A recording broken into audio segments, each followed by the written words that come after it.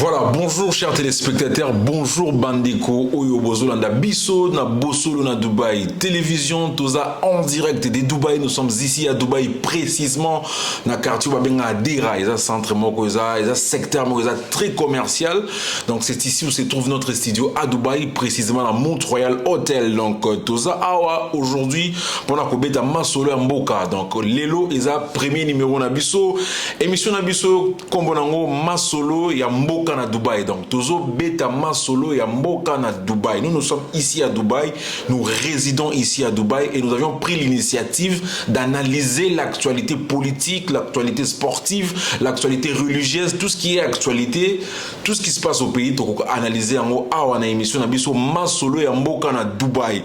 Et là, je suis votre présentateur, comme on a Robert Getty, RG, donc le Toza le 28 août 2023, où il y a premier numéro, il y a émission Nabiso Masolo et Mboka na Dubaï.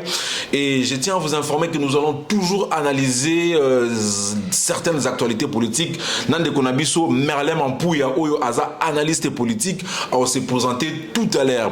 Donc désormais, aux politiciens, aux mécènes, aux culturels, aux na Dubaï, plateau Nabiso est ouvert pour Eyamayo, to analyser, to pesa actualité, to pesa, donc to pesa suggestion nabiso par rapport à Makambu et Zoleka Namboka. Siko Tozo Yambande Konabiso Merlin Mampouya Oyo a se présenté tout à l'heure, mais je rappelle qu'Aza analyste politique, tu vas nous actualiser, tu vas nous débattre de différents sujets naïe. Bonsoir, merci, messieurs Merlin Mampouya Ndekoza Malamu. Bonsoir, papa RG, Mazamalam. Voilà, tu yambi lelo. Papa RG, ndenge o pesingai le kumu ya yambangai pona mbala liboso na émission na yo pi mbala liboso ya émission ibanda. OK, donc on a émission 00 Masolo et Mboka na Dubaï. Oui, effectivement, nous sommes résidents à Dubaï, mais actualité tous les autres concerts. Nous, de notre part, on va aussi contribuer au Lobelango. Alors, Ndeko Mampouya, Merlin Azanani. Avant que tout discuter mon politique, les gens vont se poser des questions. Azanani, Aoutiwapi, Alekawapi, Asi Asalanini. Ok, merci papa RG. Nazali Ndeko Merlin Mampouya. Congolais lokola yo na makila de père et de mère. De père et de mère. Na bandi misala nga politique na 2017. OK. Nazalaki na parti PPPD. OK. Et pas yoapi na soutenaki candidat malheureux à parti na biso. Messi Moulouba Konde Joseph a postulé qui na Moamba a quitté. Et puis par là 2 ans après na ko na Anadek.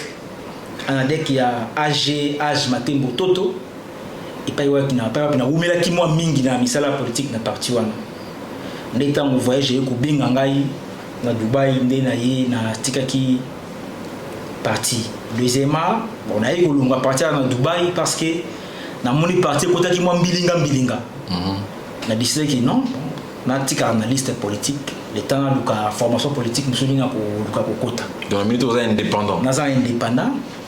Concernant ma vie, nazali génie civiliste. Okay. Nazali topographe. Nazali le moins mingi pour Mboka, mais nazali banda actuellement. Voilà, donc Bandeko à Dubaï, Bandeko Bozolanda Bisona, Bozolanda Dubaï TV, Boz s'abonner, restez connectés. Chaîne Abino Sikango yo, actualité musicale les ali, actualité va commercer les ali, mais awa tozo beta Masolo ya Mboka na Dubaï. Les loto lobela matata pogno affaire à cours concessionnel ne s'est pas présenté, mais ce Neko Mampouya ko pesa biso ba détail belé par rapport à dossier. Nous allons également parler à dossier BRICS. RDC à Kokota ou pas, il va adhérer, quels sont les avantages, quels sont les désavantages. Donc beta pema solo ya ndeko Gentini Ngobila na ndeko Jekoko Mulumba bazo wele la nini na hôtel de ville, qu'est-ce qui se passe réellement? Et puis aussi ça a bilan ya président de la République son excellence Antoine Tshisekedi Tshilombo. Waneza ba sujet to solo la lelo. Et puis sans plus tarder ndeko Mampouya, qu'est-ce qui se passe réellement? Matata Ponyo ne s'est pas présenté à la cour constitutionnelle. Pourquoi? Il a déjà été là, mais cette fois-ci, il ne s'est pas présenté. Ce sont ses avocats qui ont répondu présent. Oui, Ndeko RG, Matata Mponyo, c'est la plus haute escroquerie que l'État a connue. Ok. Vous en êtes sûr? Oui. Avec de preuves? Évidemment. Ok. avec parce que dossier de bandi au sambise bandi le loter bazo kende zongi bazo acharnement politique tout ça non ndeko ezali acharnement politique te. OK. Matata Mponyo a cité à peu près 11 projets. OK. Oyo monsieur a réalisé même pas à moitié. Non. Tokotunga école boité. OK. Tokopesa leçon nini na actuel premier ministre Sama Lukonde. OK. Que yeba ko kozwa na mbongo à l'état. Asali misala l'état te après les années futures a comme opposant. Non, mboka etonga makaboité. Matata Mponyo devrait répondre à l'acte naïe. Papa, vous prenez pour le projet local, il y a 200 millions de dollars. Il y a beaucoup de monde. Pourquoi Matata, ils ont été nombreux à travailler avec l'ancien chef de l'État, Ndeko Joseph Kabila, ils ont été nombreux, mais pourquoi tout le monde s'acharne contre Matata Ponyo? Parce qu'il est candidat président de la République. Azo étouffé Ndeko Tshisekedi yango, bazo acharné, réduire en silence pour que Azala candidate en 2023, décembre 2023. Ndeko Nangai RG, soki ba Kongomani ba kokanisa bongo, ba mikosi. Bamikosi bambongo oyo ndeko Matata ale na batuna ye oui kusala eloka malonga na kati ya Congo. OK. Projet ya Bukanga Lonto, projet ya marché na Maluku, projet ya fibre optique, projet ya stade, projet ya école, projet ya hôpitaux. Mais il y a eu certaines réalisations quand même. Même pas à moitié. Détenu autant. Ndeko Matata il faut aller à la cour constitutionnelle à se présenter à Samba à bimisana balonga batwazaki nzinga ba collaborateur na ye entre autres Kabila Ndeko Kabila entre autres Ndeko Patrice Kiteli entre autres Ndeko Deogracias Mutombo wazaki na banque bazaki vice ministre délégué na finance bango wana bango nde basali misolo ya mboka na lolenge lungu banité. OK. Alors, il faut que les alliés acharnement politique te ba kongomani ba kanisa bongo te ezali ke to limito tonga ekolo ya sika to kotonga ekolo ya sika te na moyibi to kotonga ekolo ya sika te na kokamata miso ya l'état otie yango na libenga na yo otie yango na misala ya bana yo na misala yo te to kotonga ekolo bongo te ngai na kosenga na Ndeko Matata ye alobaki na parti ya mboka Guinée qui a kozonga effectivement zonga aya ko tout en la justice congolaise. Mais babengi lolenge na kokima kivana kini. Mais assez répondre à l'invitation à 2 à 3 fois il y a eu des makambo esala ki lolenge e ko ko salima te. OK. Siko makambo lingi salima lolenge esengi salimila aya ko se présenter. Donc Ndeko Matata aya se présenter na justice ndeko trancher dossier oyo après enquête nyonso. Mais une question, si Matata Ponyo avait adhéré dans l'union sacrée, si Matata Ponyo faisait partie de l'union sacrée soit de ce gouvernement, est-ce que Matata Ponyo l'a poursuivi jusqu'aujourd'hui? Parce que tout le monde a poursuite où il y a beaucoup plus dans FCC, Ndeko Kabila, Félix Antoine Chilombo au pouvoir, dans la bango minité. Nous sommes condamnés après un certain temps à Bimi. Bako condamné Matata Ponyo le même 5 ans après il en est tombé à Bimi les sous. Vous étant qu'analyste politique, Matata Ponyo a suivi, a poursuivi pour avoir une union sacrée, éclaircir sur place parce que si réellement il y a une union sacrée, est-ce que Ndeko Matata Ponyo va poursuivre Ndeko RG na koyebisa ba Congolais qui ezali bongo te.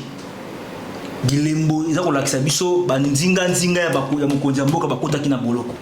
OK. Lokola Ndeko Kamere, lokola Ndeko Biselele, lokola Ndeko Vide Chimanga ezali te Ndeko Kabuya za mpona peu malgré en opposition. Ndeko Kabund mais bango se baza toujours libéré. Ndeko Kamere abimaki ezali. Mais si Ndeko Kamere abimaki, on peut se poser la question, il ne va pas se présenter en 2023, appuyer tablier côté il y a président Félix Tshisekedi. Si qu'il est là, monsieur Vital Kamere, il a été condamné à Bimi, il continue à faire son travail. Peut-être que Matata Ponyo peut signer na épée. Non, Ndeko Zali Kamboya ko signer. Ah oui, je pars, je fais 1 année, 2 ans, je ressors et je continue ma vie politique. Signer Ndeko. OK. Au moins il faut to sepela mwa moke nango po nani po banzinga ya bakonzi ya mboka ya kala bakota ka boloko te. OK. Basamba kapete. yo yebi nga na to yebi ndeko moko akendaka kozwa 32 millions na mbongo ya SNEL na Congo Brazzaville. Ndeko Evariste Bochap. Est-ce qu'il y a information sûre? Est-ce qu'il y a de preuves à la justice? Oui.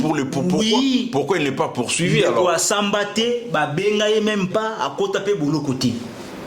Mais na tango ya président Fachi baza ko benga batu ba sambisio okoti bolo malgré que ko na suka te. Toza ko senga pe ko mande na suka ko matina suka. Ok, bah condamné 10 ans ou consommé 10 ans na yo. Mais au moins ba bengi yo au sambi au koti boloko ba yoki yo. Et ça caractère politique par hasard. Na tango ya ndeko Kabila proche na moko akota boloko to ya ko samba na ndimiti. Na yoka pe na nti. Ma baza quelques-uns avant donc to no médiatiser en minité. Beti nani? Bon, tokolobela ngona. Izala ya soki olongwe na ngambo na ye nde okoti boloko. C'est la même chose. Soki ozali na ye ozana boloko te. C'est la même chose te papa na ngai. Ndeko Kamere azalaki na ndeko na président Fachi. OK. Mais azalaki na boloko. Ndeko Vili Etimanga azalaki na président Fachi. Azalaki na boloko. Ezate ke muto azalaki pemena mokonzi mboka alongwe ndeko to te. Ezali moi ba avancer autre ko sepena na mo maison comme te na suka te. Mais ba tolingi e koma na suka ki ba kangi moto pona misolo ya mbongo lokola matata mponyo ba condamné 10 ans asali mibuzo mina ba saisir na quelque bien na kangi voilà tokotonga mboka bongo tokotonga mboka te po akomi na opposition ba kosala misanga te wana tokomi kolanda o ba lopoto 2 poids 2 mesures. Congolais nyonso azana se ya mibeko ozala opposant ozala la majorité ozala société civile ozala clergé ozala monganga nzambe ozala pasteur devant mibeko biso nyonso ozali na se ya mibeko soki otamboli na mbilinga na mbongo ya leta bakokanga yo siko tout ça congolais faut toyeba tout ça dossier matata ponyo na cour constitutionnelle et le mot très important donc lelo bato mosusu bazolo ba politique. Ils ont politique moboé, mutosa limbeba bakangi babimon, tous dans le même circuit pour fermer les yeux, pour mettre la poudre aux yeux. Quelqu'un part, il est détenu. Après une certaine période, c'est que je serai détenu, je finirai par sortir. Et puis mbongwana, bakangi, era ozong à liberté, arozong sa mbongwana, et puis à continuer vie normale. Et comment on dirait normal, ça devient quelque chose de normal. Oui, d'accord, c'est normal. Na motuna na wana place wana na pesio raison. Mais tu sais na mokonzi ya mboka. OK. Papa Fachi tala likambo ya justice. Na lopoto même il avait dit qu'il y a de failles. Na lopoto balobaka, c'est la justice qui élève une nation. Effectivement. Papa beta sete mingi na bazuzi. Basala mosala lo lenge elongo bani. Soki moto ayibi misolo ya leta bakanga ye a répondre na ba acte na ye.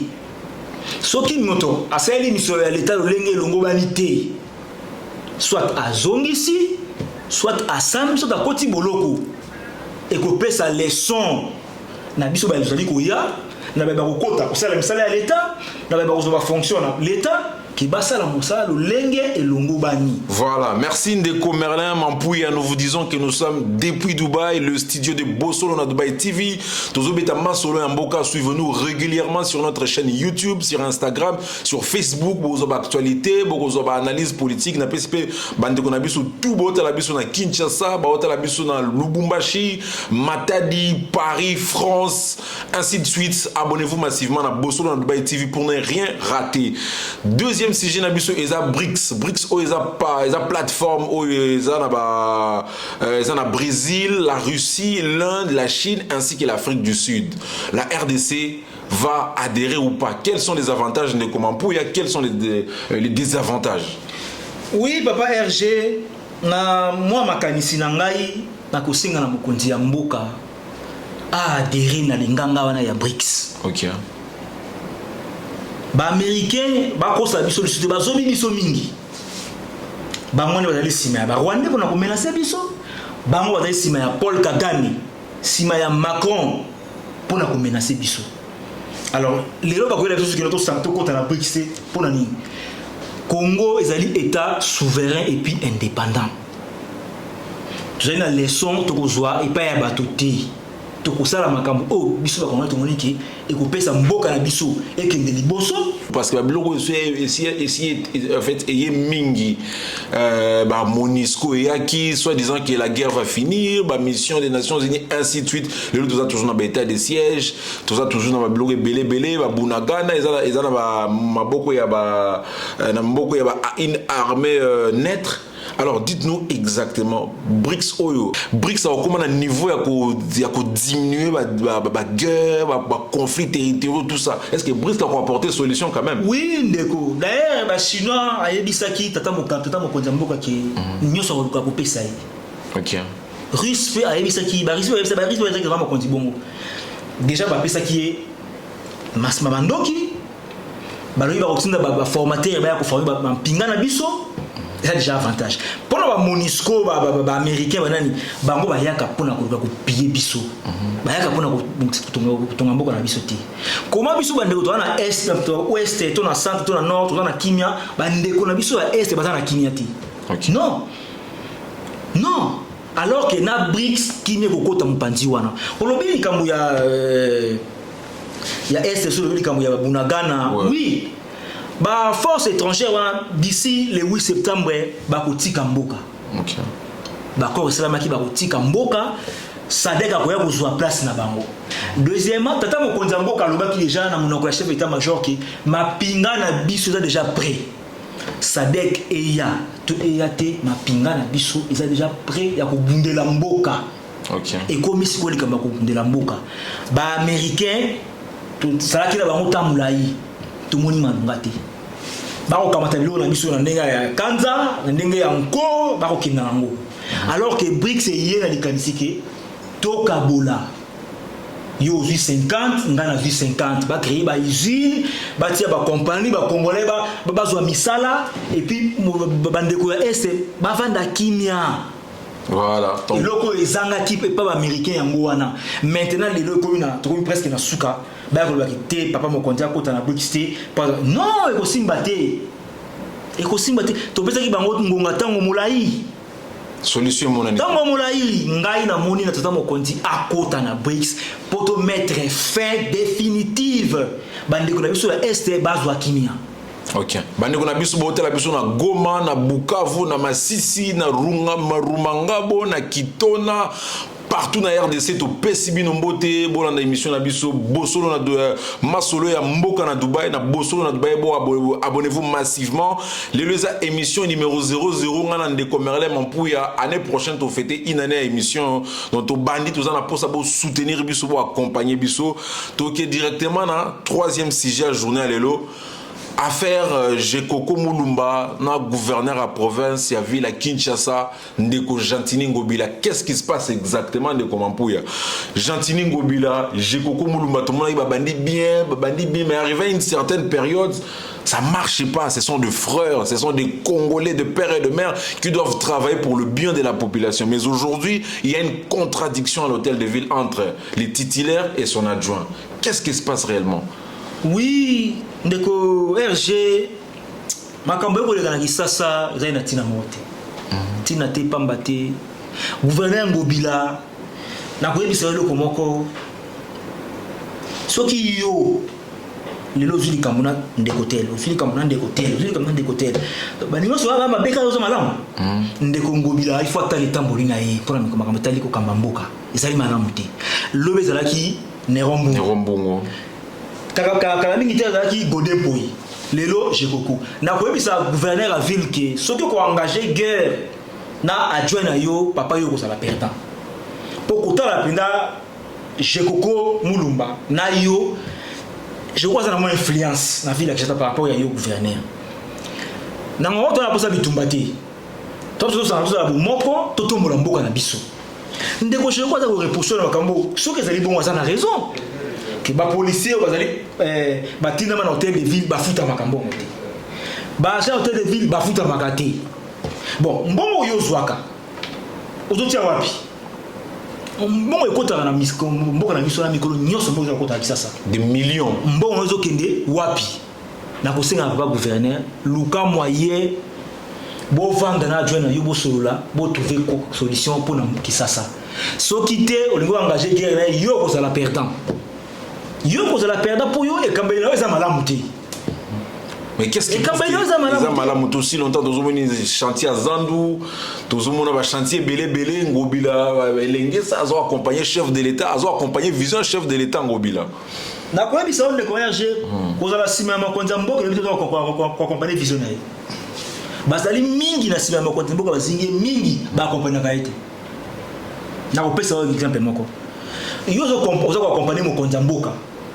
Mais bato bana sima na futa ba motiba mona nani. Ba policier wana ba agent ya hôtel de ville bazana basi bazana bana o balesaka batangisaka baza pena bandeko. Okay. Alors bana bandeko basi wana ba voter na 2023 na élection en décembre il faut voter Fachi. Alors pour voter Fachi ngobila et mon kontamboka sala musala ko longo bani et puis la son ndeko soki ki chete 8 mois à lire misala mikolo yo ezali po chez kokwa yi tolanda biso na yo nega je kwata okita na terrain kotala oui to bite ki asali toujours ndeko na ngobila bakiti na lemba ba ozo mo volonté la wana soki ba simba mina ngo ngbalé na simba mikolo ki chete kozala en conclusion ngobila na jekoko pasangana en conclusion na koyebisa na gouverneur aluka solution ba sangana aluka pasolate aluka atonga pour un moment oyo tozala bangula te mebele soki biso mo suko ya bokabwana to pesi mo na force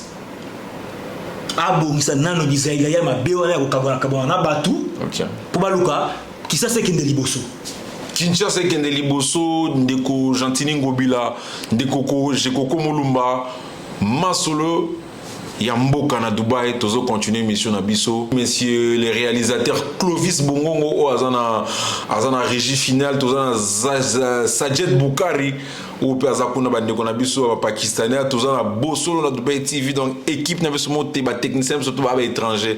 Donc bon mona bango na mikolo ezali koya donc comme j'ai très bien dit, on a beaucoup plus to analyser qui dossier à ma tête après la cour constitutionnelle, to analyser dossier à BRICS, to lobeli ndeko Gentini Ngobila conflit ezo régné entre yena ndeko Jekoko Mulumba skuna minute honnête ozo chité chaque émission to bana toujours ko chité na bilan ya chef de l'état. Qu'est-ce que le président Félix Antoine Tshisekedi a fait de bien? Qu'est-ce qu'il n'a pas pu faire et qu'est-ce qu'il va continuer à faire? Est-ce que le peuple congolais va repasser ses sous ba vote ba voix pour l'élection en 2023 à faire à suivre? Ndeko Merlin Mampouya bilan ya président Tshisekedi. Oui, ndeko RG motuna ezali elengi makasi ezali pena motuna ya bozindo pena motuni ya pona bila ya chef de l'état na koyebisa yo papa Tshisekedi ou rien, c'est-à-dire donc 2023 Tshisekedi ou rien bandeko ba congolais ndeko Mampouya le baka indépendant. Oui. Tshisekedi ou rien, oui, c'est maintenant ce que non. Loin de là, ndeko RG. OK. Tant mon moto sali malam. Faut qu'on dise malamu ya ngoni. Ozela te que so mutala ina cercueil la kene kotika na lilita ekomi azaki moto malamu wa sundaki te ndima bolamu ya moto na nazongisi pe imate. OK. Ngai na koyebisa yo ke na kosenga ba congolais to voter Tshisekedi pona mbala mibale. Pona nini? Eloko bobeli moko nga na simbi. Réforme ya FRDC. To vanda kina tata mokonzi mboka Kabila mokonzi akala. Yo yibi ngana oto yibi. 18 ans en pouvoir, aucune réforme, aucune formation. Na yebite so ke salamaki ngana yebite. OK. Bon, et ça les maki plusieurs fois ba généraux belé. Non, ba généraux bazo kende. Papa na ngai ba généraux non. Ça déjà tout ce que Félix fait ça existe déjà et papa na ngai déjà. Yo kana yebisa yo ko na zo ngana mo mokesima. Kabila ndeko Kabila akomaki général na 29 ans. OK. Avec quel cursus militaire? Quel parcours militaire? Non. Zaki makamoko zaki babiloko moko boyi bon, c'est déjà le passé, trop ozonga sur na ngote. Maintenant to réformer mboka armée mboka na biso. Pour to mpesa poids na kati Afrique. Félix Tshisekedi asali yango. Akamati ba jeune akoti bango na armée apesi bango formation, a longoli embargo, a sombi minduki et peut continuer formation. Pour na ngai bandeko topesa mwana mboka Félix Tshisekedi 5 ans etikalia 6 mandat na yi soki na bina kota na ba détail na kozwa ngonge belé po asali ya mingi tomoni gratuité enseignement banzela ko tongama batu mais gratuité enseignement que tina soukate papa que tina soukate bana bazo futa classe style lo non papa ba enseignant bazo futa ba yo soki lelo tata mokonza komi na problème na cardinal mbongo za pour la gratuité enseignement soki baza ko mbonda ko ndongo la boye ko to cardinal ba boye ko to boye eza bobeli comme moko gratuité enseignement gratuité enseignement donc église catholique elingi bana ba continuer au foot c'est non c'est pas l'église catholique ils allaient cardinal à Mbongo mais c'est lui les représentants non papa na ba école wana ils ont ba parents catholiques ba salaire malongate bazali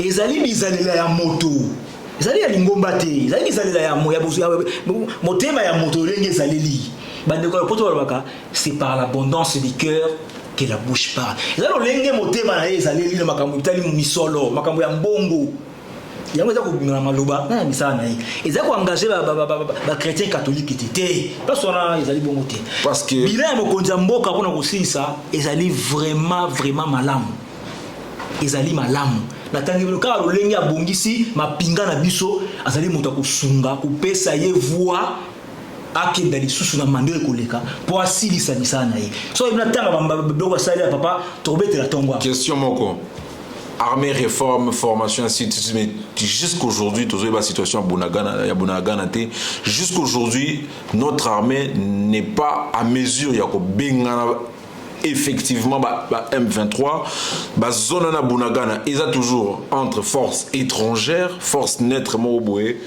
cette armée aux okumisa au président Sali mais pourquoi pas bango il fallait bazana milito bakangi ba secteur na nyonso ndeko na boyebisa yo ke na mikro ekoya okuma mapinga ba kokitawana problème ezali Monique azakaka était de ces aussi la tête problème ezali ki ndeko na problème ezali ke tozali na armée te ndeko yo yebite ke na kati ya FARDC il y a eu des traîtres di sommet no baba na seti likolo yebi yango te ba soldats de rang tina ba officiers généraux ba traître bazalaki fallait ko sokola ko longola bango et puis ko former ba belema ya sika ba pinga ya sika o la souci ya mboka souci ya ko ndela mboka esengaki tango esengaki ngonga tata mokonzi azalaki na nous prêter na ko bazalaki na nous prêter ko engager guerre soit na Rwanda soit na force na sima Rwanda fallait qu'il y a bonga mananga na mapinga lokola bonga minde kuna ngai na koyebisa yo na septembre mapto ya EAC baza ko kenda Sadek baza ko ya tata mo ko ki clair lui Sadek ya EAT mapinga na biso azali sikoyo a mesure ya ko défendre mboka soki ba ndeko kolinga ko kende te total ko na sina yani bale pona ko bakisa tata mo ko moi président de la potari moi président pourquoi pour mindele entre autres communauté internationale bata ko zela ya déclarer guerre na Rwanda ko bakangai tata mo konta kima ti eloko wana nous ngama abunda engagé guerre abunda non ce qui a meilleur ko bunda ma banya bakangai il fallait qu'il a procédé par la diplomatie ata les mindele ke bato za ko soutenir ta mabina bango talaboui maintenant siko bato nyonso ba yebike bitumba ya Congo zali pona ba minéraux na bango ba congomani ba ndeko na ba congolais to pesa mwana mboka Félix Tshisekedi to pesa ino de comment pour ya balobi oza kasayan non de voyager na koyebisa yo yo kota lo posa moto te ko ta kosokola ndeko na Pakistanais Sajet Bukari ngai nazali originaire ya Grand Bandundu Mai Ndombi nazali originaire ya Mai naza Mosakata OK naza originaire ya Mai Ndombi eza pona kikasi eza pona mboka to ko bundira mboka lobi Félix akoleka kasa ekolonga muso ako remplacer zali bango te bandaki na bango te mokongo alekaki wana Équateur ye Moswahili ye mulu bazali akoleka muso ako remplacer ezali likambo ya ekolo to wana ekolo bobele moko eza Congo toza obligé ya kobundela yango eza kutu likambo te ngala sengi na ba congolais ndeko to pesa chef de l'état voix na décembre to se mobiliser ko la moto moko derrière Tshisekedi to pesa e voix asili sa projet na ngo pona mboka Tshisekedi akoleka moto mso akuya mais akotika mboka leta nini ati Rwanda Kabila tikaki te ndio Kabila tiki mboka na bato ba uti ba adjudant na Rwanda na Congo général est-ce ba mataka bosa soda bongo na présenté ma condoléance na ndekonanga Irène Makindu na ndekona biso il y a RTVS 1 la dame Laetitia donc toutes nos condoléances madame la famille de madame Laetitia qui est décédée donc to pesi ba condoléances na famille à Chéribé Okende au Péatika biso jusque là dossier ngozo kende malembe to commenter mi famille à Chéribé Okende et sengin zoto ya ndekona biso et baba aboyele ba enquête atiki justice nzambe sala analyse na yo message na suka par rapport à famille azui des yobino oyekoya donc famille alobi tout on laisse tout entre les mains de Dieu. Bo pe sabiso ndeko na surtout kunda po bana Chéribé okende tile lo ba okende classe T veuve azofant nous sommes des africains veuve aza toujours na se mabele moya kende na ba action azate moya bana ba kende musala ezate moya famille zonge la vie normale ezate po et bemba papa ezana na morgue alors vous en dites quoi avant de chiter de finir na koyebisa ba kongomani pe bandeko ya Chéribé okende ezali pasi kubungisa tata kubungisa ndeko yaya toleki ezali pasi na lolenge ya bongo mais ba congolais toyeba ke lisese moko elobaka oyo akufaka na mbeli abumaka na mbeli pardon akufaka na mbeli lokola yo monique lolenge ya malamu ezali koboma ba congolais po yo zwa bokonzi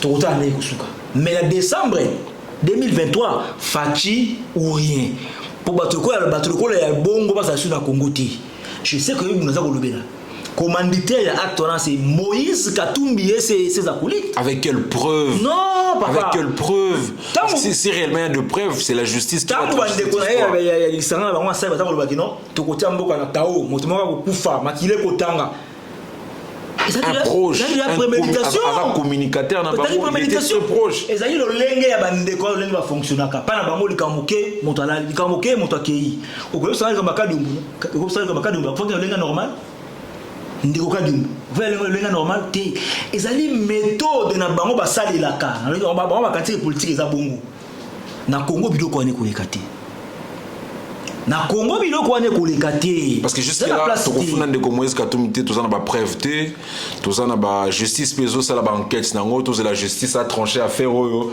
ndeko Merlem Ampuya merci mingi na ba suggestion merci mingi na ba analyse na yo sinon un mot de la fin pour l'émission à lelo oui le peuple congolais ba congomani à Dubaï au bazolanda biso ba congomani nyonso à Dubaï à Kinshasa ouais ya liboso ezali na koyebisa makila nyonso ya Congo epa ezali ebundela mboka OK na lolenge nyonso ebundela mboka ya mibale ba congolais bandeko na baza na Congo na RDC na élection 2023 toyeba nani tokopesa voix pour masiki komi mingi na mboka na biso tokopesa voix na biso na moto akobundela mboka moto azali mwana ya tata pe ya mama mwana ya tata ya mama te mwana ya mama ya tata te azande ko biso congolais voilà mais on kamba biso lisuté pour makambo to kuter na miko eleki ya imba ina ko baksezali na ko pesa de RG matondi mingi na équipe mobimba au camp complet to lenge ko pesa ki ngai honneur ko yambanga na émission ba liboso na yibiki ezali ba liboso pe ya sukate OK na sepeli makasi ba congolais nyonso o azali na Dubai olingo le kala émission RG azali wana ya suka ezali na kopesa merci na ndeko na biso Charlie Kisangala autrement dit Mama Chimène il se bat jour et nuit pour na biso ba congolais na Dubaï awa bolamu ya moto faut qu'on ndimaka yango tant avant vivant azako bunda makasi pour na biso azako sunga biso ba congolais awa na ba lolenge belé nzambe amona ye ya bakisela ye belé vraiment c'était un grand plaisir pour moi on a pesi mbote na bandeko nyonso to ba landi biso Nzambe abate la biso. Merci. Voilà, merci beaucoup très chers téléspectateurs. C'était Masolo Yamboka na Dubaï. On va beaucoup plus parler des actualités politiques avec monsieur Marlem Ampouya, Napé Simbote na CG Toubingoy, Napé Simbote na Ndegolanga journaliste Issa, Napé Simbote na Bandeko Otubazo Landabiso, Kevin Issa le jeune manager, Ndeko Charlie Kisangala, Madame Grace, Clovis Bongo Azaki na réalisation, Tokuten Nambala Sima, mais abonnez-vous massivement sur Bosolo notre Bay TV. Ceux qui peuvent nous contredire de Marlem Ampouya, au que Mambalo Beza en Zelate, au que non, je dois les recadrer, pas de problème. Bengabi sur les numéros affichés dans le bas de vos écrans. On va organiser un débat contradictoire de Marlem Ampouya disponible pour répondre à toutes les questions. Prenez bien soin de vous et rendez-vous à un prochain numéro. Merci beaucoup.